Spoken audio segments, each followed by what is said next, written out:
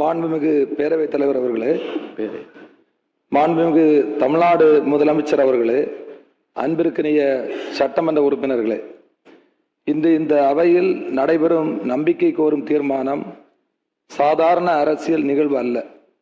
தமிழக மக்கள் வழங்கிய ஜனநாயக ஆணையை மதித்து அந்த தீர்ப்பை நிலைநிறுத்த வேண்டிய வரலாற்று பொறுப்பு நமக்கெல்லாம் உள்ள தருணம் இது. இந்திய அரசியல் சாசனத்தையும் மத சார்பின்மையையும் சமூக நீதியையும் பாதுகாக்கும் பொறுப்புணர்வோடு இந்திய தேசிய காங்கிரஸ் கட்சி இந்த அரசுக்கு தனது ஆதரவை வழங்குகிறது என்பதை பெருமையுடன் தெரிவித்துக் கொள்கிறேன். 2026 சட்டமன்ற தேர்தலில் தமிழக மக்கள் மிக தெளிவாக ஒரு தீர்ப்பை வழங்கியுள்ளனர். தமிழக வெற்றி கழகம் 107 இடங்களில் வெற்றி பெற்று இந்த அவையில் மிகப்பெரிய கட்சியாக உருவெடுத்துள்ளது.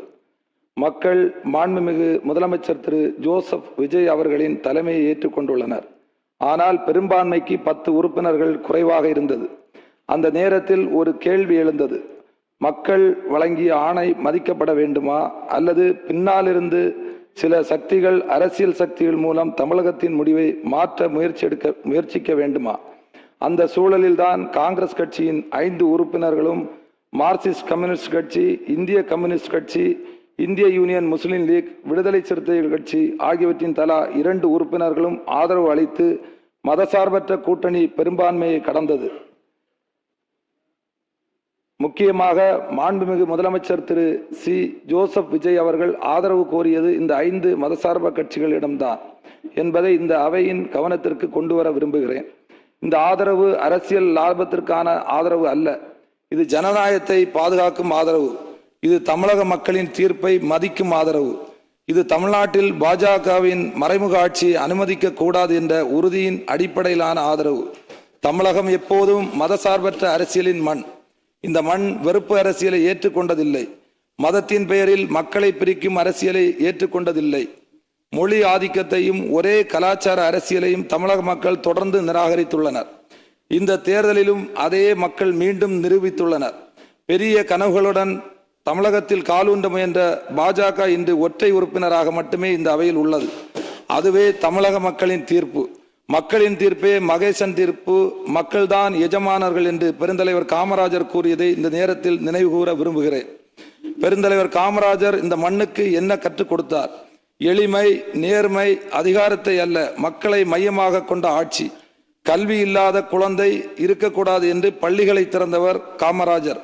பசி இருந்தால் கல்வி வராது என்று மதிய உணவு திட்டத்தின் விதையை விதைத்தவர் காமராஜர்.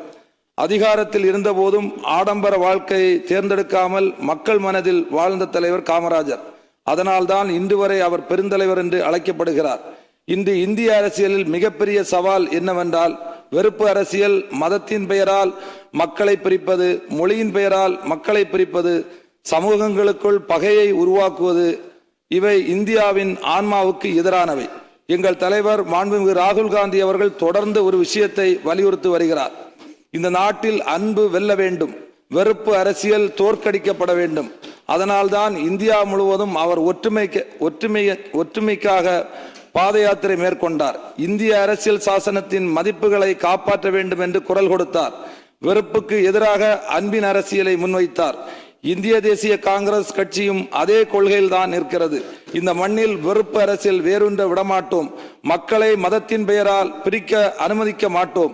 தமிழகத்தின் சமூக ஒற்றுமையை சீர்குலைக்க எந்த சக்தியும் இடமளிக்க மாட்டோம். மாண்புமிகு முதலமைச்சர் அவர்களே, நீங்கள் பொறுப்பேற்ற உடனே சில முக்கியமான அறிவிப்பை வெளியிட்டுள்ளீர்கள். 500 யூனிட் வரை பயன்படுத்தும் குடும்பங்களுக்கு 200 யூனிட் இலவச மின்சாரம், பெண்கள் பாதுகாப்புக்காக சிறப்பு சிங்கப்படை, போதை தடுப்பு அமைப்புகள், பள்ளிகள் மற்றும் வழிபாட்டு தலங்கள் அருகில் இருக்கின்ற மதுக்கடைகள் மூடப்படும் நடவடிக்கைகள் ஆகியவை மக்கள் மத்தியில் நம்பிக்கையை உருவாக்கியுள்ளது. ஆனால் மக்கள் எதிர்பார்ப்பு இன்னும் அதிகமாக உள்ளது. இளைஞர்கள் வேலை வாய்ப்பை எதிர்பார்க்கிறார்கள். விவசாயிகள் பாதுகாப்பான வருமானத்தை பாதுகாப்பான வருமானத்தை எதிர்பார்க்கிறார்கள். பெண்கள் பாதுகாப்பான சமூகத்தை எதிர்பார்க்கிறார்கள். மாணவர்கள் உட்காருங்க. அவர் கருத்தை சொல்றாரு. உங்களுக்கு விருப்பப்பட்ட உங்க கருத்தை நீங்க சொல்லுங்க. உட்காருங்க. எதிர்பார்ப்புகளை நிறைவேற்றும் பொறுப்பு அமைதியா உட்காருங்க. அவர் பேச அனுமதிங்க. இந்திய தேசிய காங்கிரஸ் கட்சி இந்த அரசுக்கு ஆதரவு அளித்துள்ளது என்றால் அது கொள்கை அடிப்படையிலான ஆதரவு.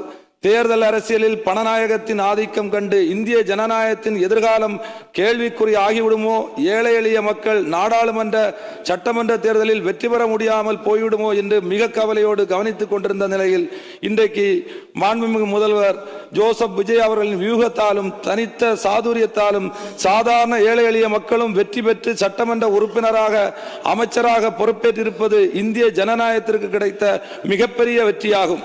அந்த வகையில் இது ஓர் எளிய மக்களின் சாமானிய மக்களின் ஆட்சி என்பதையும் குறிப்பிட விரும்புகிறேன். சமூக நீதியை பாதுகாக்கும் எந்த முயற்சிக்கும், மதசார்பின்மையை பாதுகாக்கும் எந்த முயற்சிக்கும், தமிழக உரிமைகளை பாதுகாக்கும் எந்த முயற்சிக்கும் காங்கிரஸ் கட்சி உறுதுணையாக இருக்கும்.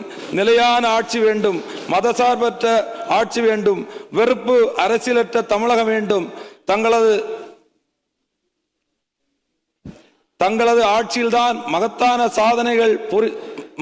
சாதனைகளை புரிந்திட செம்மையான அரசாக திகழ்ந்திட காங்கிரஸ் கட்சி எங்கள் தலைவர் ராகுல் காந்தியின் வழிகாட்டுதல்படி என்றும் உங்களுக்கு உறுதுணையாக இருப்போம்.